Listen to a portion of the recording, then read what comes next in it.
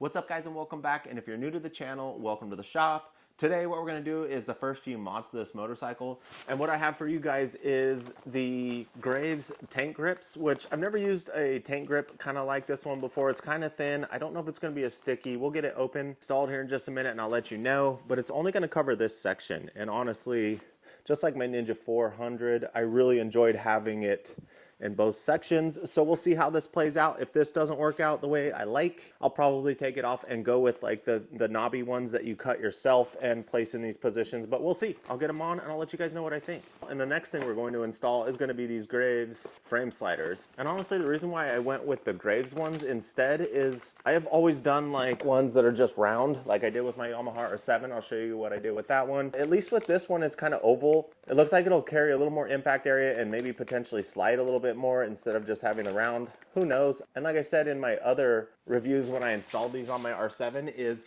a lot of times the frame sliders themselves aren't always the best idea because you're potentially going to damage the frame versus all these beautiful fairings. So it's kind of debatable and up to you whether you want to do it or not. With that being said, let's go ahead and get this stuff installed. We're going to start with these tank grips real quick. I have not put wax on the bike yet, which is perfect. So all we really need to do is kind of clean it up with some rubbing alcohol, and we're going to heat up the grip and we're going to apply it, check it out, I'll let you guys know what I think, and then we'll go ahead and quickly install these Graves frame sliders as well, which I'm super excited about, and I'll let you guys know what I think about that. I like the fact that they're clear so that we don't lose this emblem right here. We're actually just going to kind of put it over and we'll still be able to see the bike. So I think that part is kind of neat. You know, we're still going to be able to see the color scheme of the bike. But like I said, if these don't work and I don't like them, we will be installing something different. I definitely think the heat gun is key for these things, only because there's just so much movement that these things have to do to meet every piece of the motorcycle. We'll see how sticky they are, but I don't like the fact that it's up here a little bit. I think this could potentially come off, but we did get a pretty good seal on everything. I don't know why I'm so weird about tank grips, guys. Maybe with leather, those would grip a little bit more. So they're both on there. I'm gonna say no for tank grip, yes for tank protection. But then again, like I said, I'm not wearing leather and I don't have one down here yet. So maybe with leather, this would grab really well. But I know that the majority of the riding I will do, I will not be wearing my suit. I will be out on the streets or some back roads. So I'll probably get more durable ones than this. But let's go ahead and get our frame sliders installed. So we're starting on this right hand side. We have a 14mm bolt that's going to take that off. So we'll get this broke loose. Now keep in mind, this bolt is a part of the frame and it's also what's holding the engine in. At least one of the bolts out there holding the engine in. And the potential for the engine to shift when we take this bolt out is definitely there. So we don't want to do both at the same time. We want to only do one at a time. And I would say for me, being able to easily just kind of get 4 or 5 threads back on there by fingers, the engine hasn't shifted, which is fantastic. And because we're putting on longer bolts here, and the short bolt would go on the right hand side. And the cool part, these are labeled as R. So these are our right side, and the right side comes with the shorter one of these, and our frame slider here, to keep it at a specific angle, we have a notch in there. To be clear, this notch goes this way and our frame slider goes this way. And at this point you can see it doesn't touch any piece of the fairing. If you were to put it on this way, it actually hits the front of the fairing, so obviously this is the way. Okay, before we put this in, I'm going to make sure that this is in fact the right bolt, which yes it is.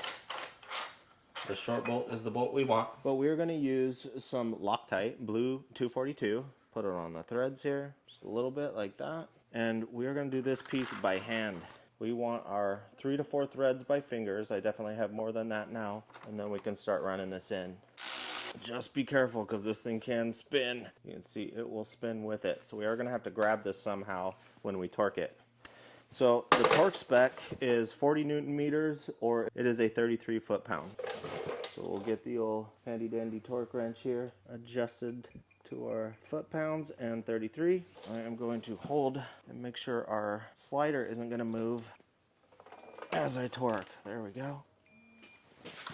All right, now for this side, same kind of thing. It is still a 14mm.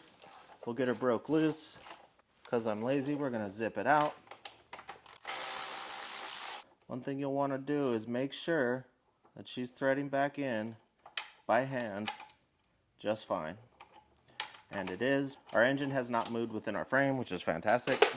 So we're going to ditch the old bolt. We now have this really long bolt that's going back in. Here's the left side, and it also has its flat point there, which means it is going to be facing that way. So I'm going to go ahead and put this in here. I'm going to run our bolt through. Of course, we are definitely going Loctite. Oh, I just spooged Loctite all over my freaking fairing. Slide her in. See if we can get our 3/4. Yep, we're going in just fine. Make sure that the slider hasn't fallen out of the spacer, and we'll run her down. A lot of threads on that guy. Get her a little tight. Go back to our 33 on our torque wrench. Gonna hold on to it so it can't move. There we go, torqued 33. Now we probably have to find a sticker for a grave somewhere on the bike so it goes a little bit faster. All right guys, that about wraps it up. We got the tank grips on, we got the frame sliders on. It is officially raining, and I thought it was over with. We're lucky in California to get rain. It usually rains once a year. We get green for 2 weeks and it's golden for the rest of the year. But luckily, we're getting more rain this year, and it's been green for like 2 months. Freaking rad, right? But it's raining right now, and I can't get the bike out and go for a ride. So I'll link these below if you're interested in them. Thanks for watching, guys. I appreciate you, and I'll see you next week. Bye!